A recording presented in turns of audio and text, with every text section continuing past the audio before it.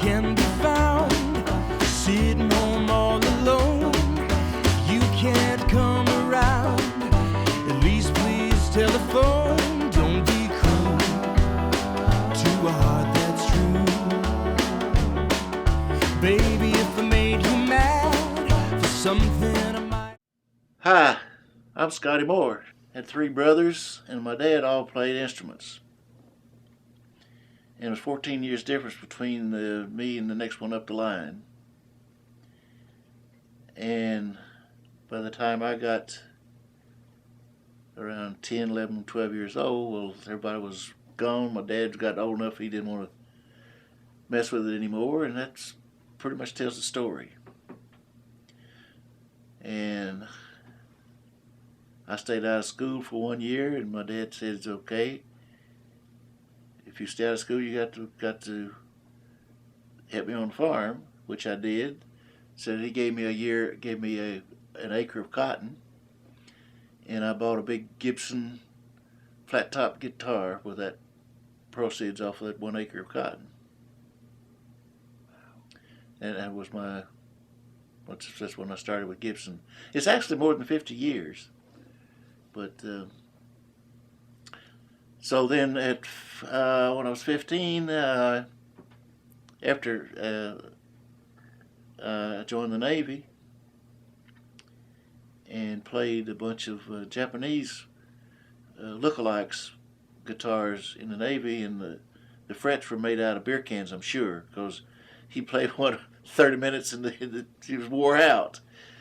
And so when I came out of the Navy, after being in there 4 years, I bought a Fender Esquire, and of course in the Navy I'd always been sitting down playing. And when I started playing around in Memphis, was standing up and I couldn't hold the Fender. So and I was walking downtown, downtown, by the music store, OK Houck, and they had just put a ES-295 in the window, and I saw it in that gold. I said, got to have it. Don't care what it is, where it came from, I got to have it. And then I played that for 2 or 3 years, I guess, through the early Elvis years, and then I bought an L5, blonde L5. See, back in the early days, any orchestra, they didn't tell you who was playing in the band. The only people that I knew anything about was like Chet Atkins and Merle Travis. And a little bit later on, I was listening to Les Paul, but some of the other great players they were studio players mainly, and they were on all kind of records, but you never knew it. And I just pick up a note here and there, but not from any particular person. And not until several years later did I start hearing, got to meet some of these people. Back in my early days, while I was at home, it was just pure hard-headedness. I was going to learn to play because I'd missed out all of whatever my dad and the 3 brothers had been doing. And when they were all at home before they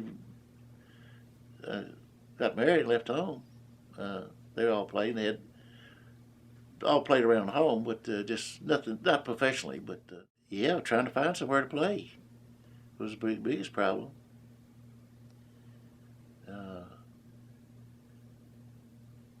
When I first got back to Memphis, and first thing you have to do is get your name out to different people, and but there wasn't any bands. There was no set groups in any of the clubs or anything, and it disturbed me. I couldn't. It was really rough. And in meeting several people around, that's how I had met Bill Black, and I talked to him, and then the other guys that eventually was we worked together. I found enough to work together that I said, "Now look, I'm gonna start a band. You guys want to be in it?" And I said, "If I get work for us this coming weekend, fine. But if I don't have anything by like Wednesday, then you're free. If you get a call between Wednesday and the weekend, go ahead and do whatever." And this group was called the Starlight Wranglers. They had lead singer, which was Doug Poindexter. He also played guitar. Tommy Seeley was a fiddle player. Clyde Rush was a rhythm guitar player. And who am I missing? Me. I was in there too. And Millard Yao played steel guitar. You would say, well, it was country instruments, but you had to play in these jobs. You had to play for people to dance. It could be a pop song, it could be a country song, but it had to be where they could dance to it. The people didn't care what it was. They didn't really care how many was in the band or anything like that. It was just added attraction, you know.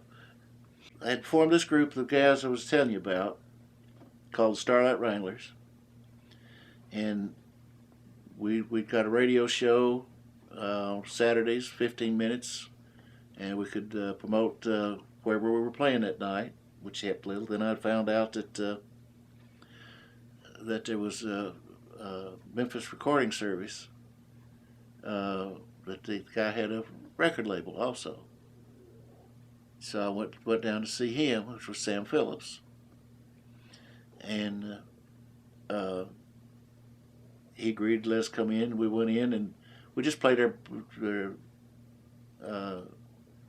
played some of the tunes that we'd been playing on stage, not our own stuff. And he said, "I like the band and everything, so if you'll get some of your own material to come back, and I'd like to listen to it again." Myself and Doug Poindexter and my oldest brother, Carney, we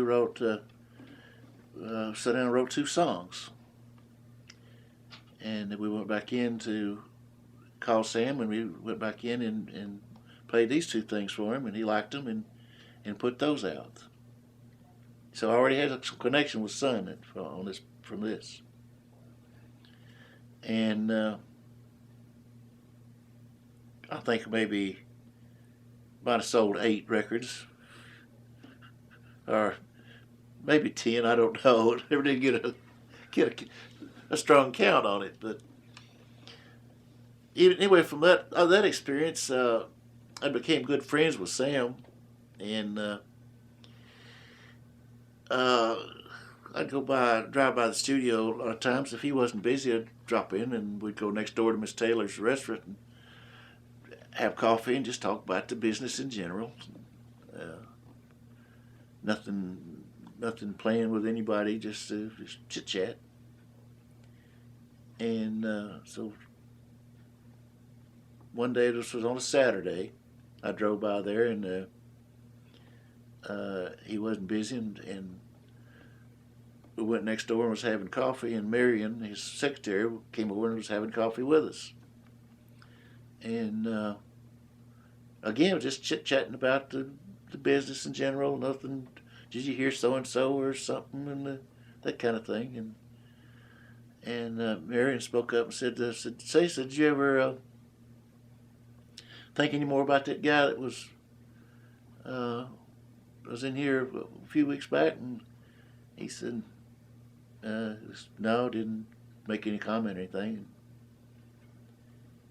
So a couple of weeks went by, and I was in there again. I asked him, I said, "By the way," I said, "did you ever," because it just stuck in my mind, and said, "did you ever contact that guy that you said was in here, that you liked or had listened to or something?" I don't remember exactly what I said.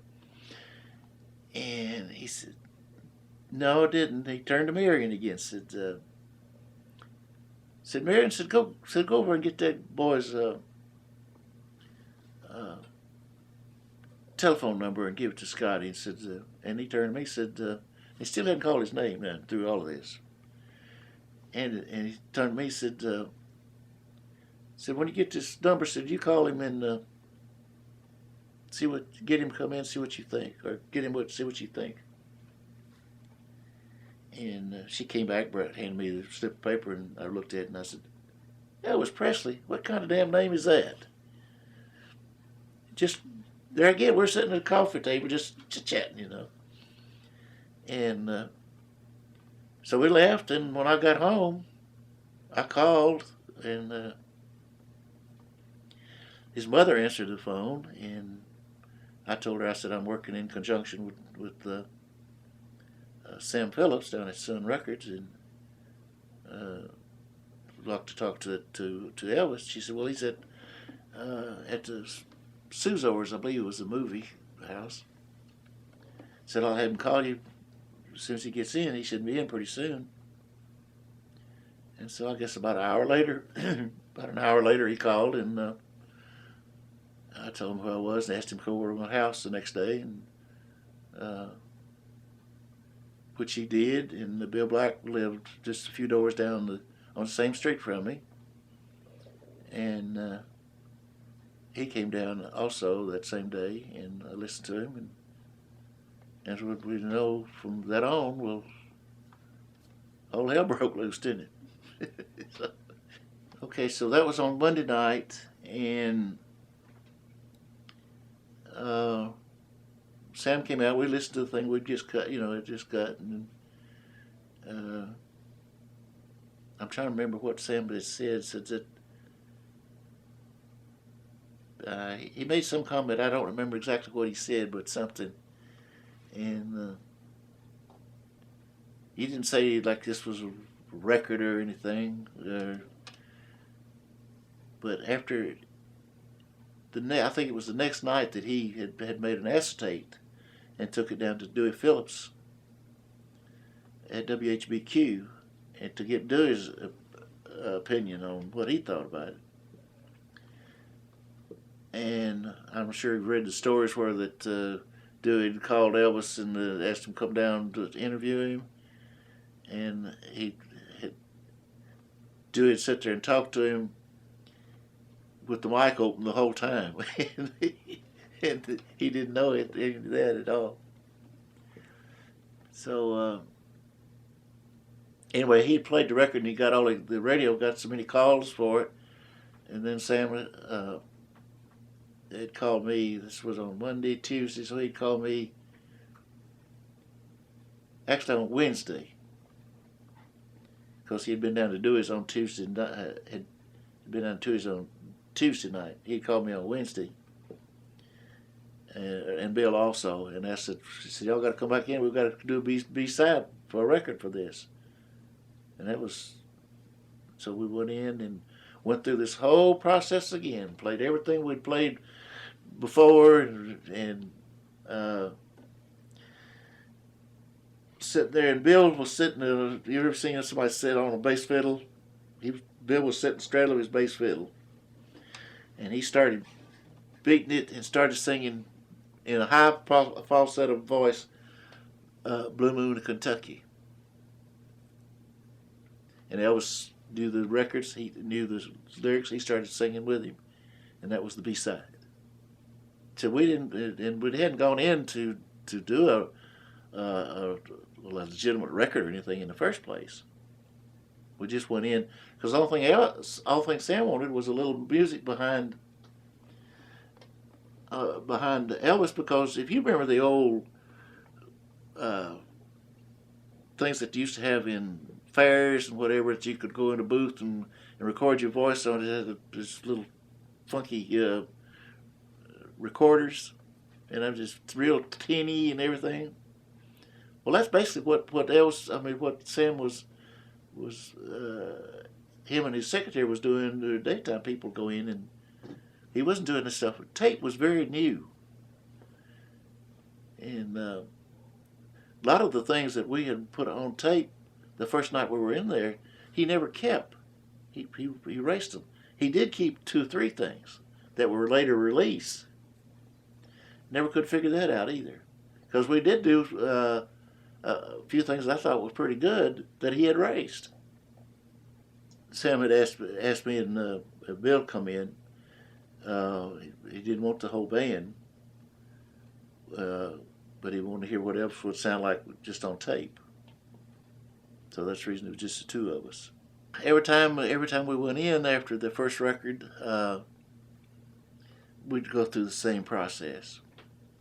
Because there wasn't anybody pitching songs or beating the door down to record this or anything, and so between the four of us, well, actually, Marion, five, and whatever song anybody could think of, we'd try to play it or see if we could make something out of it in kind of in that same direction, same way. And we'd finally hit on something. And that's one reason that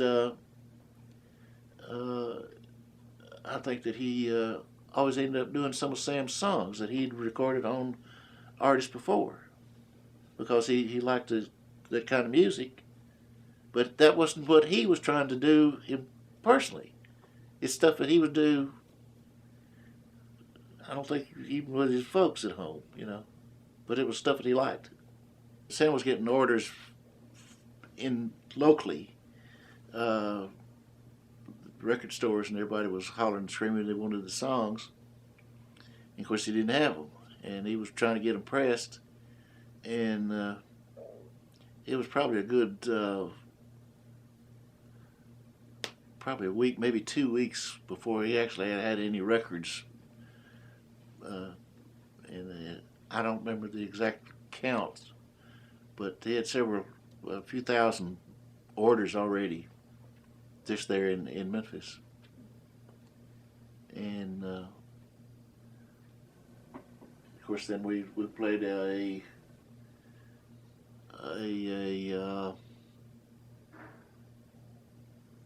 concert there at the Overton Park Shell. Slim Whitman, I think, was the headliner. I don't remember who all else was on that show.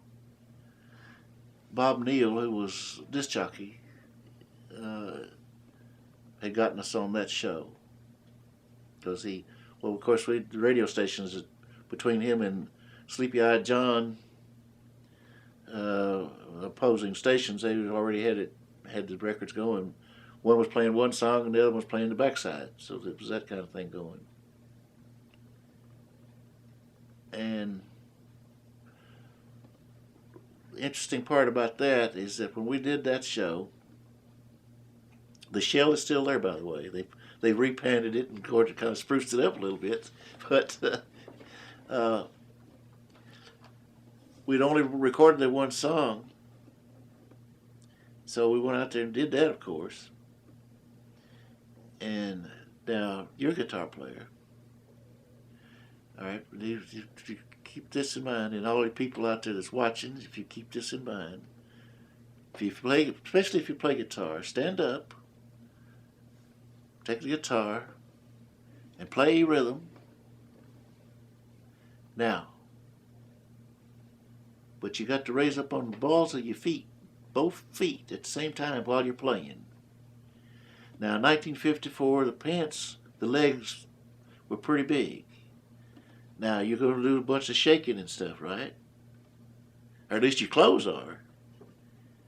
Now, that's where it started. That is where it started.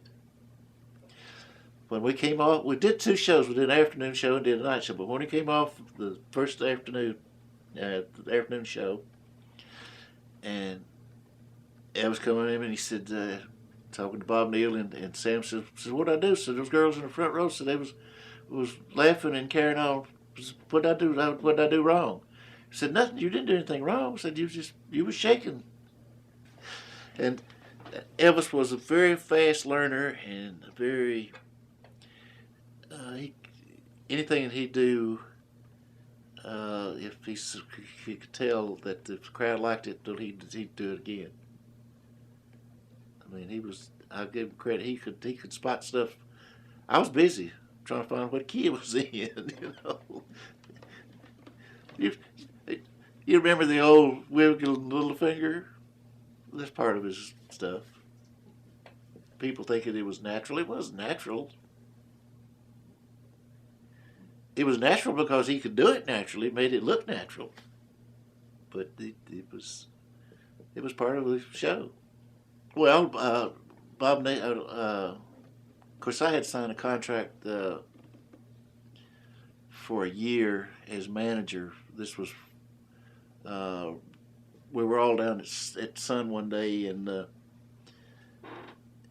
Elvis was talking to Sam. He said, I don't know what to do. I know people call me, want to do this, want to do that, and he said, I'll tell you what to do. He said, why don't you sign a contract with Scotty for a year, give us the time to find somebody that we trust and like. And that's how that part came about. And I found out real quick that being a manager wasn't all it was cut out to be, tell you the truth. And so then we hooked up with Bob, because Bob Neal had been booking us on a lot of gigs, especially in Mississippi, because he was on the radio early morning. Started I don't know, 5 or 6 o'clock in the morning till, but he had that early morning drive thing, and with station WMPS, I believe. I'm not sure on that call letters, but boom down in Mississippi, and so he had all the cotton pickers and concert stuff going on down there, and it kept us going, especially on the weekends, because Bill and I were still had day jobs, and we went on with that for a couple of months, I guess, and then it started getting, as it gave time, the record started getting out into other stations and such, and then we started going further out in Mississippi, farther out in Arkansas, and it finally got to the point where we couldn't do them on a weekend, and that's when Bill and I both had to quit our day jobs and go in full time. So every time we recorded, we did the same thing with, and half the time we'd end up doing one of Sam's songs, because he had stuff he'd been doing with all of his black artists, you know, and that's where That's All Right come from. And gosh, we tried everything in the world, but he wasn't pushing his songs. It was just finding something that felt good for us, for Elvis to sing and for us to do.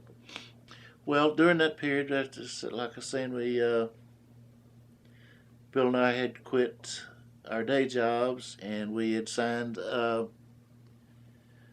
We actually signed Bob Neal for a manager before that year was up. It was, I guess, I don't remember exact dates, but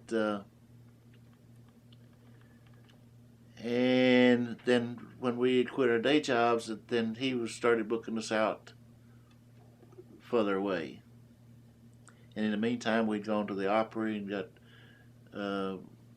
didn't do any good up there. I'm sure everybody's seen that little episode. And following week or 2 weeks later, I think, went to Shreveport for the Louisiana Hayride, and that's where we met DJ at that point, and he played with us behind the curtain. That's when we. That's one thing he'd tell. We got him out behind the curtain. His claim to fame. And during that process is when Tom Parker had been snooping around and had spotted him, and people were telling him about him, and he was actually going in to see shows, but nobody knew he was there or anything. And he actually worked his way in to take over finally over. Yeah, I've got a letter somewhere here that while Parker was promoting Eddie Arnold, and he had Tom Diskin, his right hand man, had an office in Chicago, and I had found that I didn't know anything about anybody in that, but it was called Jamboree Attractions, and his office was in Chicago, and I'd sent a letter up there and got turned down. So, I'll give you a little insight of all that part of it. And then, of course, he signed with RCA at that point, and we then went to Nashville and made the first session for RCA, which was Heartbreak Hotel. Like I said, we had met DJ at Shreveport, and he played with us on the Hayride the first time. But we not had any money to begin with in that period of time. But every time we went out out of Memphis, in anywhere in that general direction towards Shreveport, we'd call DJ, and if it was feasible for us to go through and pick him up, or if it was where he could drive and meet us at some of those places in East Texas or somewhere like that, he played with us. But the first time that he actually played with that actually recorded with us was Heartbreak Hotel in Nashville. Fortunately, other than a few of the movie things that we worked on later on, that's the way we always worked.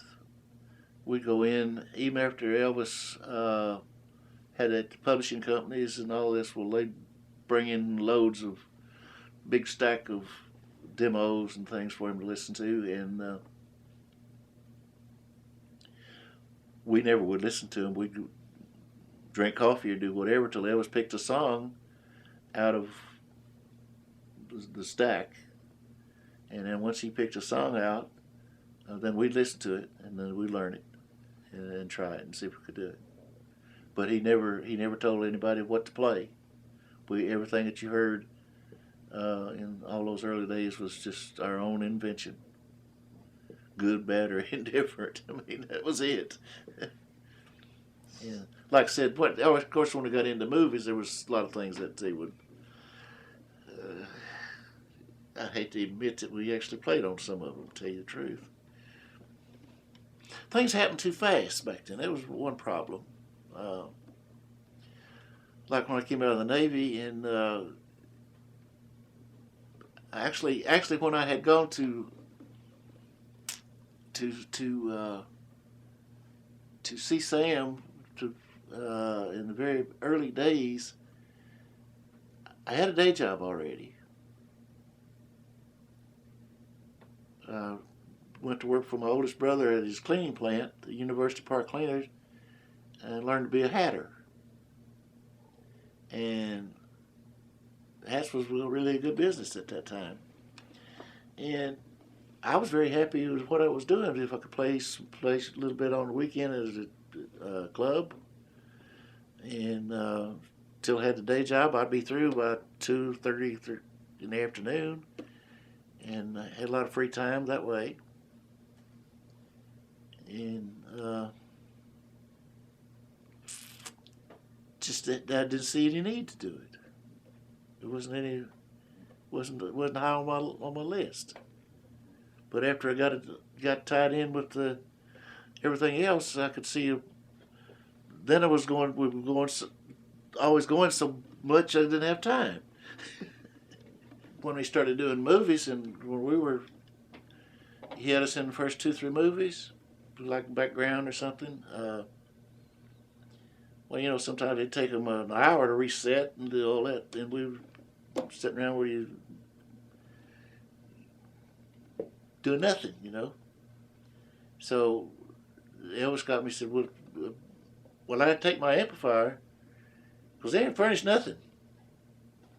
I had to have my amplifier sitting on stage, so he'd get the electricians to run a line over and plug it in, and we just started jamming out there on the session. And pretty soon, all the guys on the set would, where they're supposed to be resetting and doing everything else, all of them would gather around, and we just doing a show for them. Well, we got tight for the stuff we were doing on stage.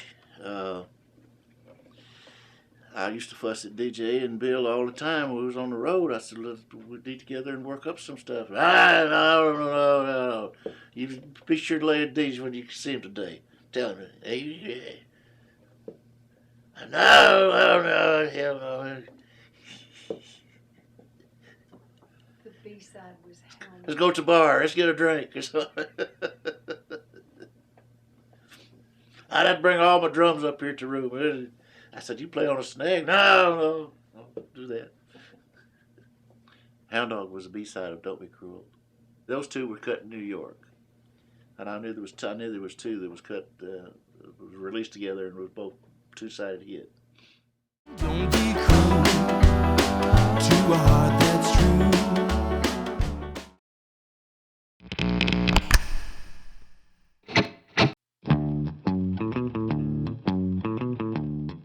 There's nothing that I do any different. I never liked a bunch of highs is the only thing.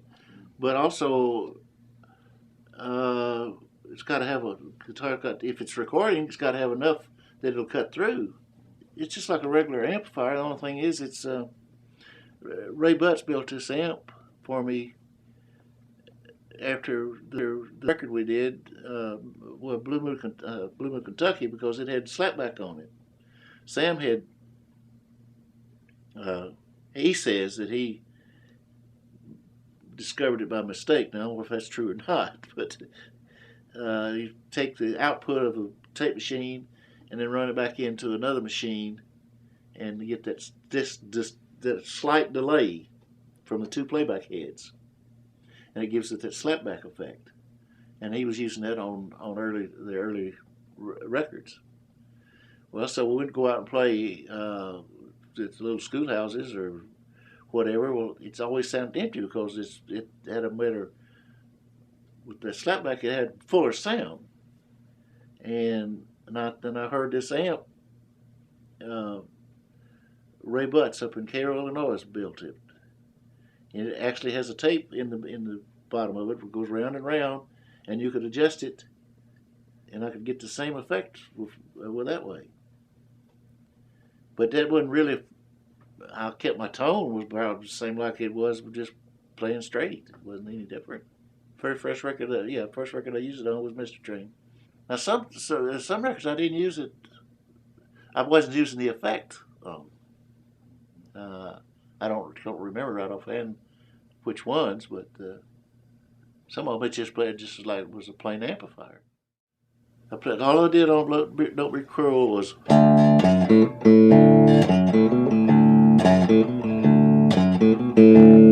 That's all. And then the chord on the end. Because he's doing that backbeat on it. He did several records like that. He just turned the guitar over and played on the back, just where you wouldn't hear the strings. And he had that leather cover on it, so it made a good backbeat. It's on one microphone also. It wasn't mic separate. That's right on with his voice.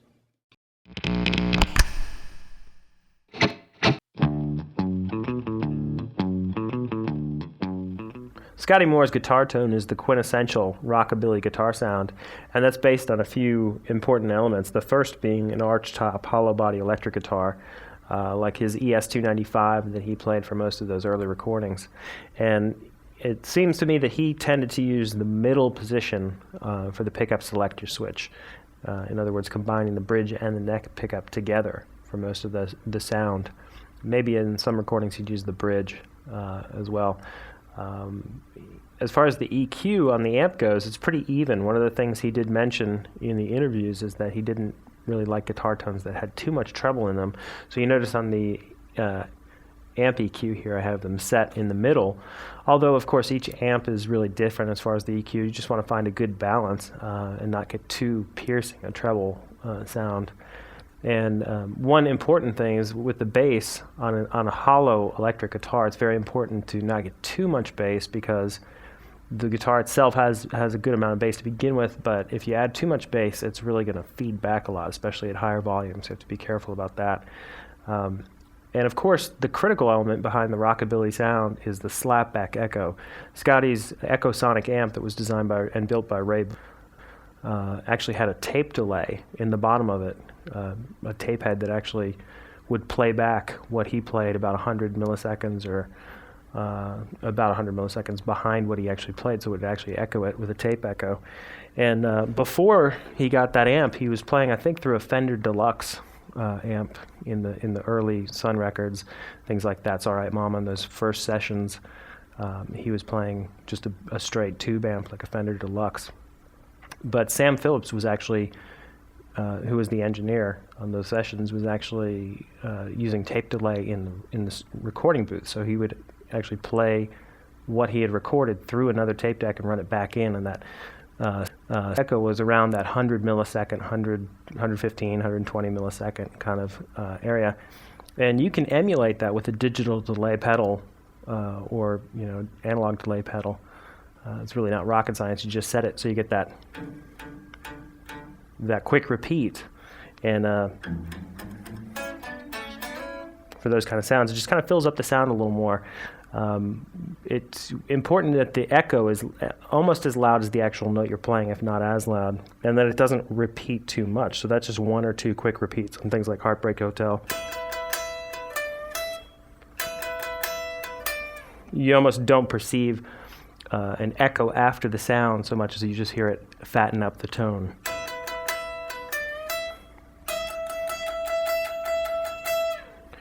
And one last thing you can do to really get that vintage kind of sound is maybe use some spring reverb. This amp has some spring reverb built into it in the back, and it just kind of helps the 50s and 60s vibe if you have a good tube amp with a spring reverb, although I don't really hear, to be honest, that much spring reverb in Scottie's actual tone.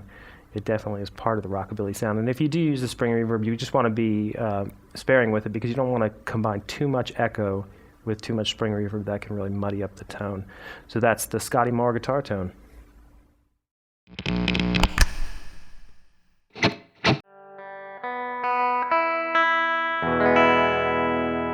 Electric guitar on Don't Be Cruel is tuned down to drop D tuning, and that simply means that the sixth string, which is normally E, is going to be tuned down a whole step to D, and this D would be one octave below the standard D string, the fourth string.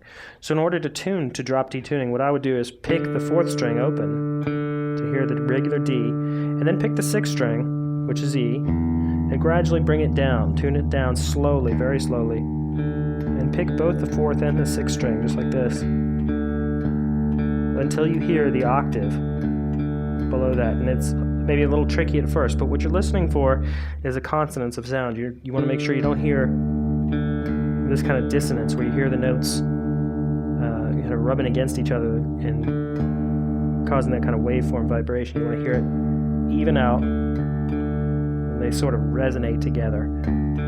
Of course, you could use an electronic tuner, which make things a lot easier, but it's important to hear these things as well. So the sixth string down a whole step to D, and if you want more information on drop D tuning, there's a great tutorial on our website as well. So the electric guitar is tuned in drop D tuning. It's important to understand that the acoustic guitar outlined is just in standard tuning for convenience. So that's the tuning for Don't Be Cruel.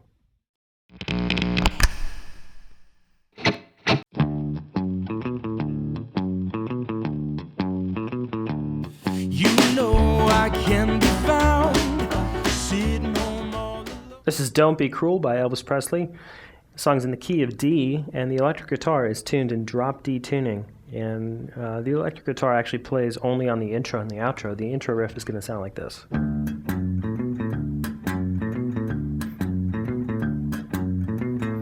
So as you can see, that's a fairly simple pattern that I'm just playing 4 times in a row. And I'm starting with the open 6th string, which is tuned down again, down to D. And that's on beat 1. And then I'm going to play the 4th fret on the 6th string with the 3rd finger. And that's on the and after 2. So you get 1 and 2 and then you're going to play the open 5th string to the 2nd fret on the 5th string and back to the open 5th string. So it's simple as that.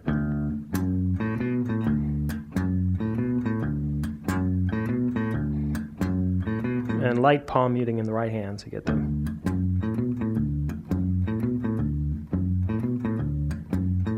You can see how it has a swing feel as well to it.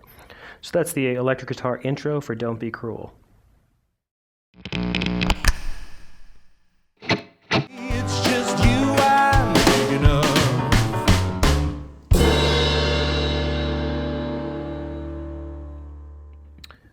The final chord for the electric guitar is a D6-9 chord. And again, that's got the dropped 6 strings. That's actually a D. And my first finger is across the 9th fret, barring across all 5 strings. So I'm playing the 9th fret on the 5th string, 9th fret on the 4th and the 3rd string. And then I've got my 3rd finger on the 10th fret of both the 2nd and the 1st string. So the notes are D, F sharp, B, E, A, D. Just strum that on beat 3, and that's the outro chord for Don't Be Cruel.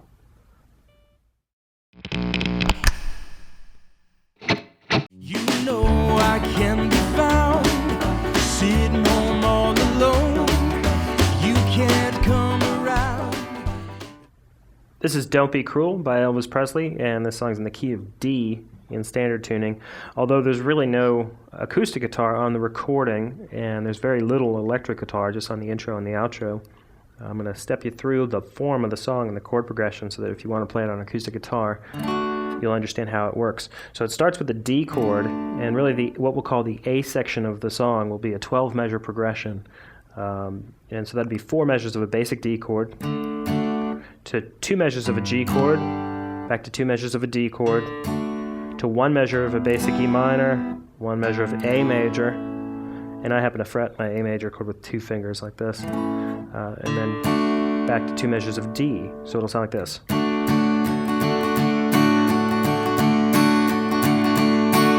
To G, back to D, E minor, A, to D. And that's the A section for Don't Be Cruel.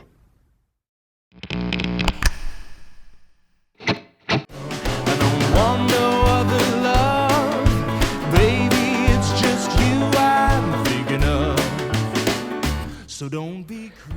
The B section is just a simple 6-measure pattern, and you're just going to play 1 measure of G, 1 measure of A, 1 measure of G, 1 measure of A to 2 measures of D. So it'll sound like this.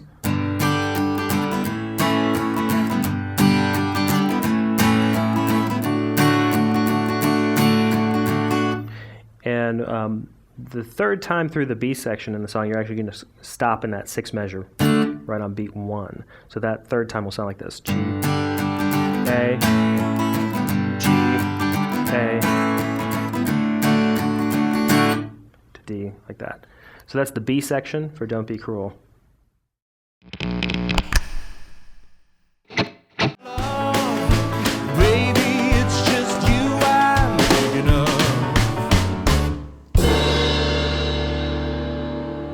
The outro is 14 measures long, and that's just going to start with E minor for a bar, A major for a bar, to D major for 2 bars. And then you're going to repeat that progression, E minor to A to D major. And then really it goes back to essentially a B section, which was G to A, G to A, and then to D, stopping on 1 in that last measure, and then just ending on beat 3 of that final measure. So the whole thing will sound like this. E minor,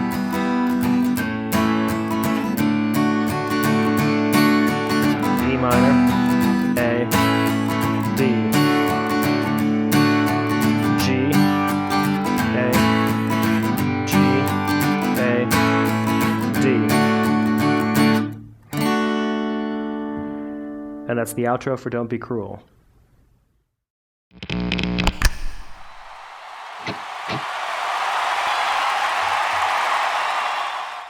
This is the acoustic performance of Don't Be Cruel.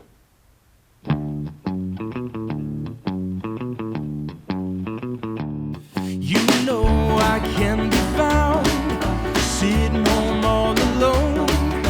You can't come around. At least please telephone. Don't be cruel to a heart that's true. Baby, if I made you mad for something I might have said, please let's forget the past. The future looks bright ahead. Don't be cruel to a heart that's true. I don't want no other love, baby, it's just you I'm thinking of. Don't stop thinking of me, don't make me feel this way. Come on over here and love me, you know what I want you to say. Don't be cruel to a heart that's true. Why should we be apart? I really love you, baby, cross my heart. Well, let's walk up to the preacher and let us say I do. Then you'll know you have me, and I know I have you. Don't be cruel to a heart that's true. Well, I don't want no other love, baby, it's just you I'm thinking of. So don't be cruel to a heart that's